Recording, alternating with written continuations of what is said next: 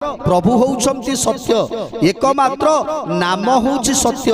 ए नाम को जे सदा सर्वदा तुंडरे धरुथिबे ना ताहले ताको पाखकु काळ आसीबनी, ताको पाखकु जमदंड लागिबनी, ताको पाखरे दुख आसीबनी, दुख रहिबनी।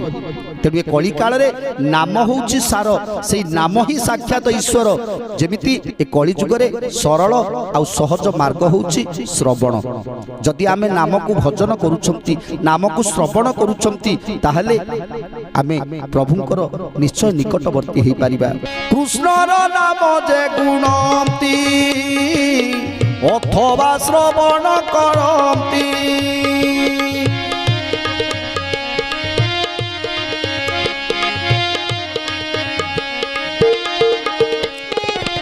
तांकर कथा न कहिबा तांको समान अछि केबा।